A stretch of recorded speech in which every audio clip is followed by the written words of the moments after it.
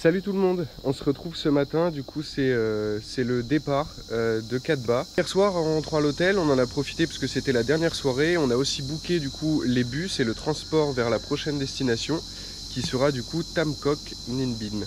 Voilà, là on va prendre le bus, on se dirige vers le quai de départ et on se retrouve du coup à Tam Koc. Bisous!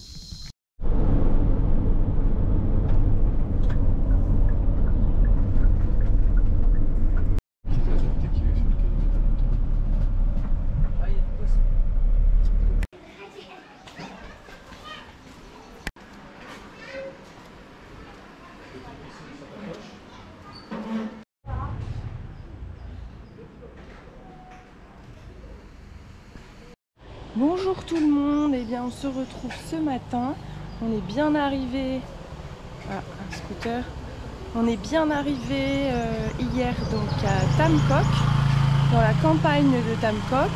Hier c'était une journée plutôt transport parce qu'on a passé l'après-midi dans le bateau et dans le bus. On a mis un peu plus de temps que prévu, mais ça c'est normal au Vietnam, donc voilà, on est arrivé assez tard, on n'a pas fait grand chose hier. Ici on va rester jusqu'à la fin, puisque c'est bientôt la fin pour Mamoun et Fabien. Nous un petit peu plus, on devrait rester une nuit de plus ici, mais là on part pour 4 nuits et 5 jours à Tam Koc et ses environs.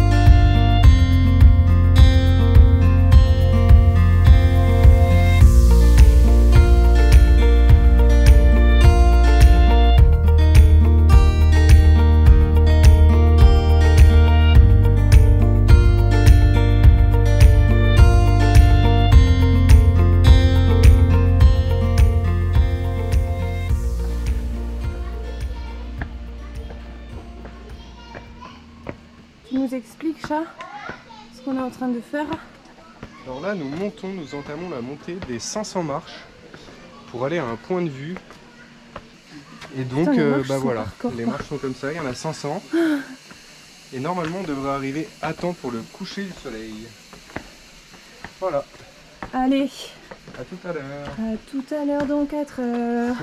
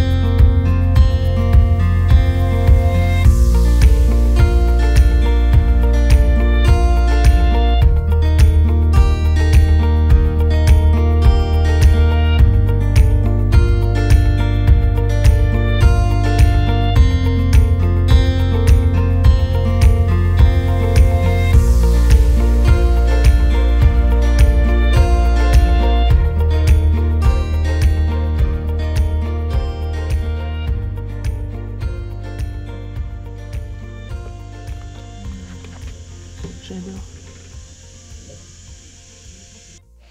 Bon, comme vous avez pu le voir sur les images, ça valait le coup quand même, c'était très très beau, la vue est incroyable.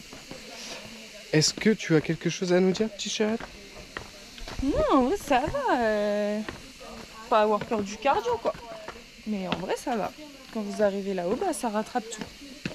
Pas avoir peur de la sueur et pas avoir peur de la trouille. Et c'est bon. Ouais. Voilà. C'est Voilà. tout. C'est tout. Bien le bonjour. On se retrouve ce matin pour la journée, la deuxième journée sur Tam Cock. Aujourd'hui, on va voir pour louer des scooters et se balader un petit peu, mais surtout de chiller parce qu'il faut quand même profiter des vacances.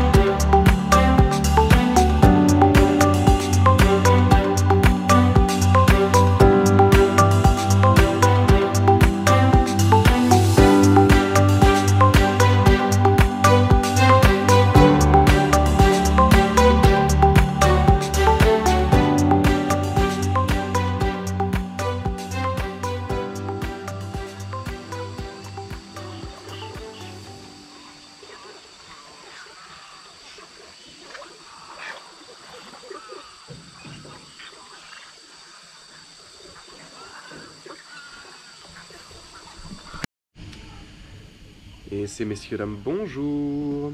On se retrouve aujourd'hui, vendredi 31 mai. C'est notre dernier jour ici à Tam Coc. On va pas tarder à partir à prendre le bus direction Hanoï.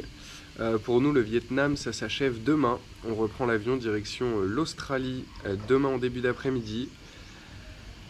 Ces derniers jours à Tam Coc étaient super cool parce qu'on s'est vraiment bien senti ici, les lieux, l'ambiance, etc. Tout était vraiment cool, l'homestay dans lequel on est vraiment très bien.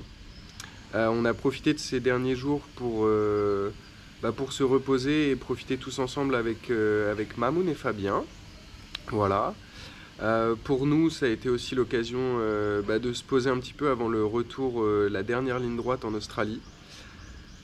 Je pense que c'était nécessaire, ça fait du bien, on a vu le truc un petit peu plus différemment, on va dire, là, dans cette fin de voyage au Vietnam.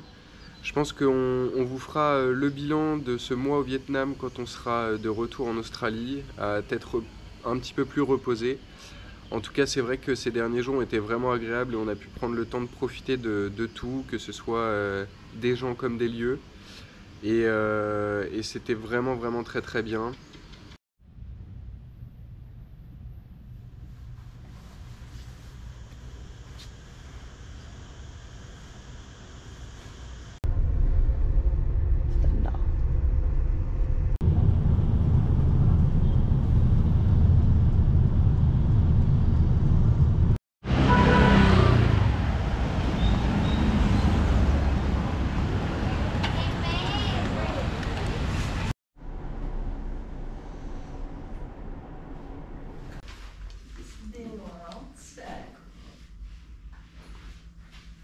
Belle couche.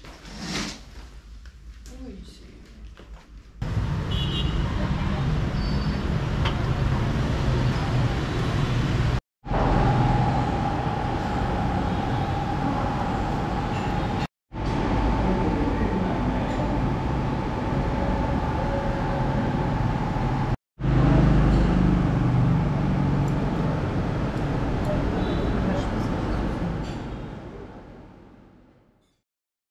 Et bien le bonjour. Et coucou.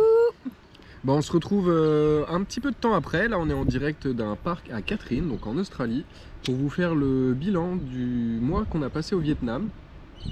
Donc évidemment, comme tout bilan, il y a des points positifs, des points négatifs, des belles choses, des coups de cœur, des machins. On va forcément commencer par les points négatifs, comme ça après on en est débarrassé et il restera que des bonnes choses. Je t'en prie, Chalalat, commence par nous citer les points négatifs. Donc le premier point négatif, effectivement, qu'on a remarqué durant ce voyage, comme beaucoup d'endroits en Asie du Sud-Est, c'est la pollution. Donc on en avait déjà parlé quand on était allé en Thaïlande, montrer un petit peu la réalité sur place, hein. C'est pas toujours super beau et effectivement on a trouvé que le pays était quand même pas mal pollué dans sa globalité. Alors pas partout, quand vous vous éloignez un peu des zones touristiques, forcément vous retrouvez plus de pollution. C'est pas toujours tout beau, etc. Mais bon, ça fait partie du voyage et puis c'est comme ça, hein. On sait que l'Asie malheureusement c'est aussi connu pour ça. Donc premier point, la pollution. Le deuxième point qu'on a remarqué, c'est qu'en ayant fait des endroits touristiques et d'autres moins touristiques, dans les endroits les plus touristiques, malheureusement, les gens sont un peu moins polis. Je pense qu'il y a aussi énormément de patience et de ras-le-bol qui rentrent en jeu et du coup forcément dans les zones un peu plus reculées, pour les gens vous êtes un peu une surprise. Donc ils sont plus avenants, ils viennent plus vers vous et pour le coup dans les zones plus touristiques on retrouve moins ce côté authentique et pays du sourire que représente le Vietnam un peu partout. Le troisième point négatif, donc pour nous c'est plutôt une destination dans sa globalité. Donc c'est Cat Ba, comme on vous l'a expliqué sur la vidéo de Cat Ba. On avait pris pas mal d'infos sur cette île et on s'attendait tout à fait à autre chose. Il s'avère qu'on a essayé de faire des points d'intérêt sur cette île, notamment des points de vue, se balader, louer des scooters pour pouvoir faire le tour de l'île, etc. Il n'y a absolument rien d'attrayant sur cette île. Honnêtement, vous avez le centre qui est ultra aménagé, ultra touristique et tous les environs, il n'y a rien d'attractif. Tous les points de vue que vous pouvez voir sur la carte, ils sont difficilement accessibles. Pour la plupart, et franchement, ouais. pas très joli. C'est joli, mais c'est pas non plus un truc de fou malade. Donc voilà, pour le coup, Cat Ba, ça a été vraiment un point négatif parce que on a trouvé que c'était c'était surcoté en fait par rapport à tout ce qu'on avait pu lire dessus avant, c'est très surcoté. Le petit point quand même positif de Katba, c'est que c'est de là que vous accédez à la baie de Lang A et la baie d'Along. Donc c'est pas que c'est un point obligé, mais c'est vrai que c'est quand même bien d'aller à Katba pour faire la baie d'Along. Mais si on devait résumer Katba, c'est bien d'y aller que pour faire la baie d'Along. Voilà, Ouais, tout simplement. Très clairement.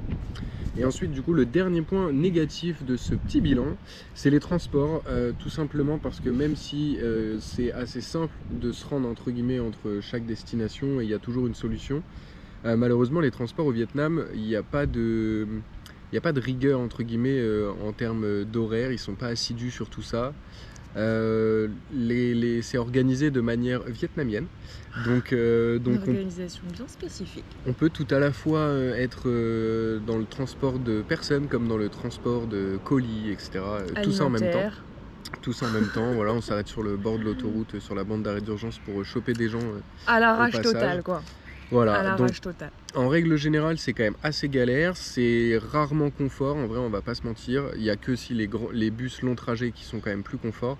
Mais malheureusement, pour tous les trajets, qu'ils soient petits ou longs, malheureusement, il va falloir vous armer de patience si vous décidez de faire le Vietnam en transport en commun parce qu'ils sont souvent en retard. Parce que justement, on va à droite, à gauche, déposer des gens, rechercher un colis. On arrange tout le monde, mais du coup, au fur et à mesure, forcément, on prend du retard. Évidemment. Ce bilan aussi est dû au fait qu'on a pris beaucoup de transports locaux et qu'il paraît que les night bus au Vietnam sont très bien, mais après ça relie généralement des destinations très touristiques, donc pour le coup on n'a pas essayé les bus de nuit. Il paraît que c'est le top, mais on n'a pas essayé. Et effectivement, la difficulté aussi, je pense notamment à Yen Bai quand on y était, obligé d'aller à la gare. Même à la gare, ils savent pas quand est-ce que le bus part. Vous finissez par savoir que vous avez un bus seulement le lendemain à 5h du mat. Enfin, voilà, faut se pointer directement sur place et voir avec le chauffeur du bus. C'est une orga. C'est vraiment toute une organisation. Faut prévoir la journée, quoi. Exactement. Bon, on en a déjà fini pour les points négatifs. Déjà, je sais pas, c'était peut-être un petit peu long, vous nous direz. On va attaquer les points positifs. Alors, les points positifs. Premier gros point positif, en tout cas en ce qui concerne le nord du Vietnam, puisqu'encore une fois, on n'est pas allé au sud. Pas encore. Pas encore. Mais ce sont les points de vue. Voilà, en globalité, les paysages sont sublimes. Le nord du Vietnam, c'est vraiment magnifique. On y est allé, on a trouvé que c'était vraiment très vert de partout. On y est allé pour le coup à la bonne période. Donc voilà, c'est juste ce gros point positif des points de vue que vous pouvez avoir là-bas parce que vraiment, que ce soit les rizières, les montagnes, la Giang-Lu, enfin vraiment c'est diversifié. En globalité, c'est magnifique. C'est vraiment sublime. Après, autre point positif, c'est la proximité avec les gens, les locaux. Surtout dans les zones reculées, comme on disait avant par rapport justement à la politesse des gens. Dans les zones reculées, les gens sont très avenants, ils nous proposent de manger avec eux, ce genre de choses. Moi évidemment, je pense que plein de gens ont vécu les mêmes expériences plus ou moins que ce qu'on a pu vivre, mais c'était des expériences vraiment très cool et le genre de choses qu'on n'oublie pas ou du moins qui marquent, qui font des bons souvenirs. Donc ça c'était vraiment un gros point positif. Et puis comme on l'a dit, je pense que ça on peut le dire tous les deux, le Vietnam est réputé pour avoir le surnom de pays du sourire. Et c'est quand même plutôt vrai. Il y a quand même très peu de personnes qui font la gueule. On différencie la proximité avec les gens, comme vous disiez Valou, qui est plus associée à des souvenirs qu'on a vécu avec notamment la famille Hmong, des choses comme ça, au sourire. Parce qu'en fait, les sourires, c'est quand vous passez dans la rue, quand même vous ne parlez pas aux personnes, généralement, on vous sourit dans la rue. C'est vraiment juste ça, on vous fait coucou, on vous dit hello, c'est juste un échange très bref, mais qui tout au long d'une journée ou tout au long d'un voyage change vraiment la donne parce que vous êtes bien, tout le monde vous sourit autour, donc forcément c'est trop cool, quoi. Ensuite, pour les points positifs, donc on avait noté les prix. Oui, les prix, c'est le Vietnam, c'est un des pays, si ce n'est le pays le moins cher d'Asie du Sud-Est. Le Hanoï est la capitale la moins chère du monde en termes de prix. Donc effectivement, on vous mettra on fera un petit point après sur les budgets, mais Bah, ça nous a pas coûté grand chose finalement quand on y repense. Un mois au Vietnam, Non. ça nous a pas coûté grand chose. Donc ça, gros point positif pour le porte-monnaie. Après, on continue les points positifs, évidemment, par la gastronomie vietnamienne et la bouffe asiatique en règle générale qui est excellente. Mais au Vietnam, bah, forcément, on retrouve aussi plein de saveurs, plein d'épices, de goûts, des choses qu'on ne connaît pas forcément chez nous en Europe. Et très bon point, parce qu'on se régale tout le temps. Il y a énormément Le de choix. café, Et ouais, un petit point magique. positif sur encore plus, le point plus pour le café. Ouais. Parce que pour le coup, ils le font pas comme chez nous et c'est vraiment cool. Et ils ont du bon café. Ouais. Vraiment. Et puis Très ensuite, bon café. moi je dirais que pour finir ces points positifs, un truc qui nous a clairement suivi du coup tout le long de notre voyage et sur lequel on a été très chanceux, c'est la météo. Parce que on est arrivé du coup au début de la saison des pluies, donc sans avoir la certitude de pouvoir faire tout ce qu'on avait prévu non plus. Et tout s'est goupillé vraiment comme il faut. On passe à nos coups de cœur. Ouais, coup de love. Coup de love. Bon, après, on a fait 3 coups de cœur chacun et on a les 2 mêmes en premier. En vrai, ouais, on a les mêmes. On a les mêmes, oui. C'est juste qu'on savait pas classer. Le troisième. Voilà, en Du coup, fait, on en a mis un en chacun position différent. numéro 3, on en avait 2. Du coup, on s'est dit, on en met un chacun, comme ça équilibre. Voilà, on parle de des tout. trois, Voilà. des 4, Donc, premier coup de cœur unanime pour tous les deux, l'Asian Gloop. évidemment. Les 4 jours qu'on a passés sur notre petit scooter 125 Kiki. Ouais, Kiki le scooter. les Kiki. Non, en vrai, l'Asian Gloop, c'était sublime. Franchement, c'était magnifique. Vous roulez pendant 4 jours, ce n'est que des beaux paysages. Que des Ouais. beaux paysages. Vous passez un flanc de montagne, vous changez de flanc de montagne, c'est différent. Enfin, le paysage est différent. Les formations rocheuses sont différentes. Vous n'avez pas les mêmes cultures. Enfin, on a vu plein de choses et vraiment l'Asian Gloop, c'est un super coup de cœur. Et ça, on vous l'a dit sur le bilan de l'Asian Gloop, mais on est très content de l'avoir fait par nous-mêmes. Parce que vraiment, encore une fois, ça nous a permis de dormir là où on voulait dormir, de faire la route à notre rythme, de s'arrêter là où on voulait s'arrêter et d'éviter les foules. Et ça, c'était juste Ouais, une ça, c'était pépite. Une pépite.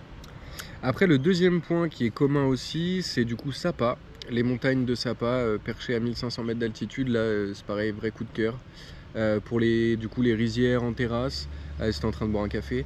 Les paysages sont incroyables, en vrai, c'est que des choses qu'on peut voir que sur des cartes postales habituellement ou dans des reportages. Bon, bah là, Pardon, pour le mais coup. bonne vanne. Ouais, super van. Et donc ouais voilà, Sapa on a kiffé, c'était trop bien, on a rencontré la culture locale avec une famille Hmong chez qui on a logé, enfin on va pas refaire le bilan de On a la pris ville une bonne de Sapa, cuite à l'alcool de riz. mais c'était vraiment super cool. Et on va pouvoir passer du coup au troisième point, je te laisse commencer par le tien, Oui, alors moi j'ai mis Tam Coc. comme vous venez de le voir du coup. Tam Coc, c'était vraiment sublime. Alors Tam Coc, on y est resté 5 jours, comme on vous l'a dit effectivement précédemment. On n'a pas... sur les 3 derniers jours, on en a plus profité pour tranquille, chiller, tout ça. Mais Tam Coc, alors en fait Tam Coc c'est un petit village, la ville principale aux alentours de Tam Coc c'est Ninh Binh. Donc en fait c'est plus connu, généralement vous entendez plus parler de Ninh Binh. Mais nous on a voulu s'éloigner un petit peu de Ninh Binh, nous n'avons même pas visité Ninh Binh, on y est juste passé finalement pour se focaliser sur Tam Coc et vraiment... Que ce soit la petite ville de Tam Coc ou la campagne aux alentours, c'est vraiment magnifique. C'est trop beau. On a fait la balade en vélo, la balade sur la rivière. Vraiment, les paysages sont vraiment très beaux. Ouais, c'est très joli. Magnifique. Et pour moi, du coup, j'ai mis Cao Bang. Du coup, c'est la vidéo que vous avez vue où on a été voir les cascades, etc. Où on a retrouvé du coup Mamoun et Fabien. Cao Bang parce que tout simplement le fait d'être en autonomie, en liberté dans la campagne de cette ville-là et de cette province, c'était vraiment trop cool. Les points de vue, la cascade, la baie d'Along terrestre, c'est comme ça qu'elle est appelée. Donc, toutes ces choses-là, c'était vraiment encore une fois grandiose et on en a pris plein les yeux. Et un truc pour lequel, du coup, dans nos coups de cœur, on se rejoint pour, entre guillemets, c'est le petit coup de cœur en plus, le petit bonus du coup de cœur, ouais, voilà, mais qui est commun à tous les deux. Un truc qui nous a ravis parce qu'on s'y attendait pas. On espérait forcément voir du coup des plantations de riz, etc., voir un peu le truc typique vietnamien. Et finalement, on a eu la chance de voir toutes les étapes de la culture du riz, Que ce soit les étapes préparatoires avant, que ce soit la plantation, la culture, les la semences, récolte, les récoltes, le la séchage, prépa de la plantation, le l'extraction, travail du sol, etc.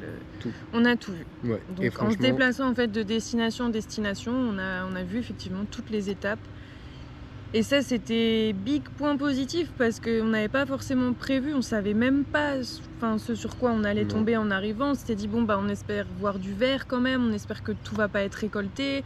Sinon, bah, les paysages, ça reste très joli, mais c'est forcément pas la même chose. Ouais. Et finalement, on a tout vu. Et ça, c'est vraiment un gros point positif du voyage parce que bah, c'est hyper enrichissant. C'est vraiment hyper enrichissant et vous vous rendez vraiment compte de comment ils font, comment ils travaillent leur sol, etc. Donc non, franchement, Ouais, ça c'était le gros point positif. Et juste pour finir sur les coups de cœur, donc ça c'était un point positif des coups de cœur, on va dire. On a eu aussi un coup de cœur pour la ville de Hien Bai, parce qu'en fait la ville de Hien Bai, c'est vraiment la ville qu'on a trouvée la plus authentique. Alors c'est pas la ville qu'on a préférée, mais les alentours étaient vraiment super. Et en sortant d'Hanoï, on a été à Hien Bai, donc on est rentré tout de suite dans le vif du sujet, la campagne et tout. Le contraste. Et c'était vraiment une super expérience parce que pour le coup, ils n'avaient pas du tout l'habitude des touristes. Vraiment pas. Et c'était vraiment bien de vivre l'expérience très authentique. De Hien Bai et des points de vue d'Hien Bai et de l'immersion dans la famille aussi dans laquelle on était, à l'homestay dans lequel on était. C'est très, très positif comme expérience également.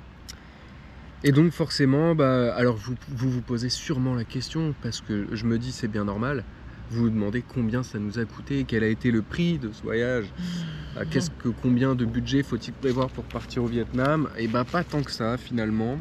Parce qu'en même temps, donc on vous met les budgets en même temps, mais en gros on en a eu pour 23,35 € pour être tout à fait précis. Vous avez le chiffre qui s'affiche en même temps, et 23,35 € par jour et par personne, c'est vraiment pas énorme. Ça représente du coup 10 € de moins par jour et par personne que le budget qu'on avait fait sur les 3 semaines et demie en Thaïlande.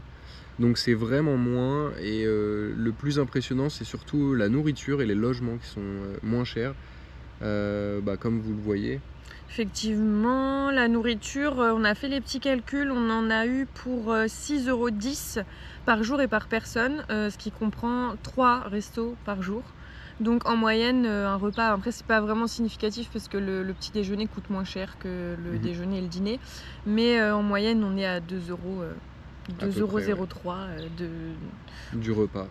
Personne. Voilà, donc 6 € par jour et par personne pour 3 repas. Et au niveau des logements, on en a eu pour 7,03 € par jour et par personne. Donc en moyenne, on a payé 14 € la nuit, un peu plus de 14 € la nuit. Pour des trucs, comme vous l'avez vu, tout à fait convenables, tout à fait propres. Honnêtement, à part les premières fois, la première nuit à Hanoï, on a eu une mauvaise surprise, mais c'était vraiment la seule. Donc on est très très content, très content. Et voilà pour ce petit bilan. Ouais. C'est pas mal déjà. Bon voilà, la fin de ce petit bilan est arrivée. Pour nous, c'est le retour au travail, retour en Australie. On se retrouve d'ici du coup maintenant encore quelques semaines, quelques mois, avant de retourner direction l'Asie du Sud-Est pour de nouveaux paysages, de nouveaux pays, de nouveaux voyages. Cette fois-ci pour de bon. Cette fois-ci pour plus longtemps. Pour au moins 6 mois, on l'espère. Voilà. Donc on vous fait énormément de bisous. On vous souhaite un bon été, parce que vous le méritez quand même après cette année de merde. Nous, on vous dit ciao, bye, et on se retrouve bientôt. Bisous. Ciao, bye. Bisous. Ciao.